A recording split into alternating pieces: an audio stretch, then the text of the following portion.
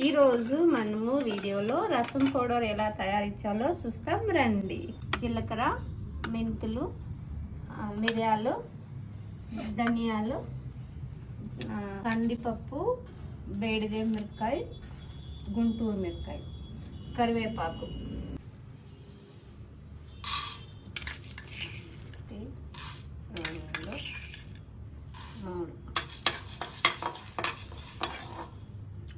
నాలుగు table spoon కందిపప్పు బాగా గోల్డెన్ బ్రౌన్గా వేయించుకోవాలి. 1 టేబుల్ స్పూన్ మెంతులు,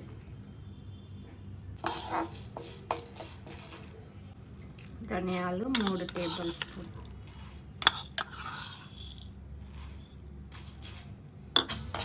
ఇది బాగా బ్రౌన్గా వేపుకుంటాం.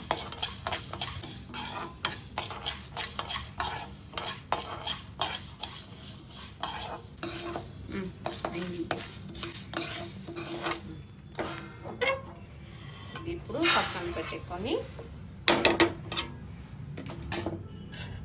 1/4 కప్పు మిరియాలు,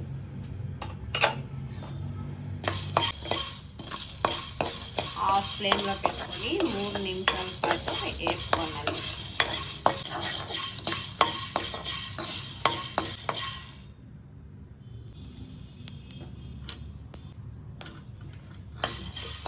ఇది దీంట్లో వేసుకొని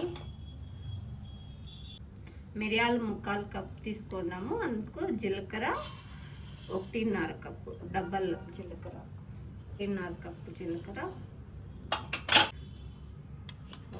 1.5 స్పూన్ ఆవాలు వేసుకొని బాగా వేపుకోవాలి.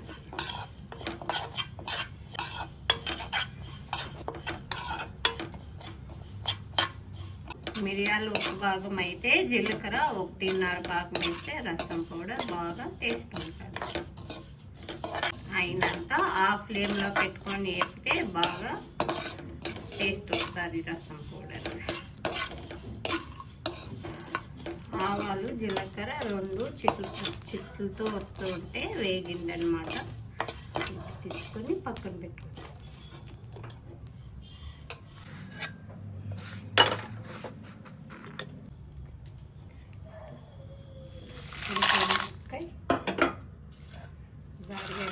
వేసుకొని సన్నగా వేపుకున్నాను.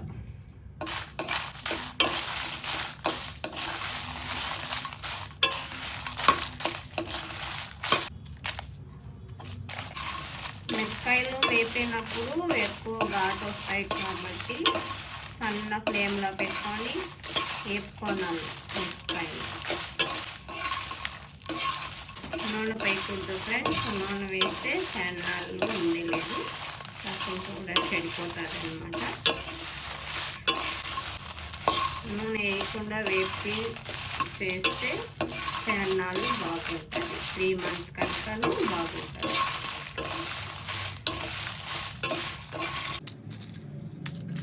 ఓకే ఫ్రెండ్స్, అయిపోయింది. మిరపకాయలు వేసి లాస్ట్గా కరివేపాకు వేసుకోండి.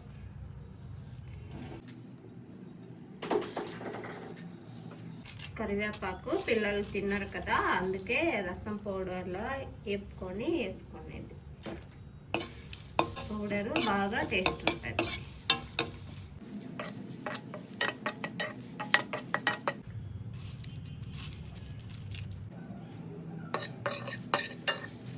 ఓకే ఫ్రెండ్స్, అయింది అనమాట. కరివేపాకు ఇందులోనే స్టవ్ ఆఫ్ చేసేసి ఇందులోనే 2 నిమిషాల పాటు ఉంటే ఫుల్ గరి అవుతుంది. తర్వాత మిక్సీ వేసుకుంటాం రండి. ఇలా గరి అయిన తర్వాత అందులో వేసుకొని మిక్సీ పట్టుకోవాలి.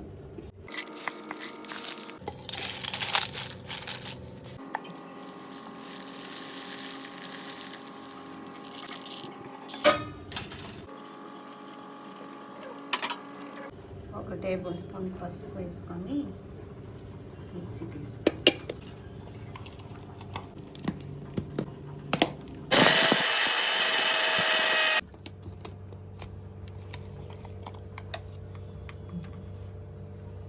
పౌడర్ రెడీ అయ్యింది.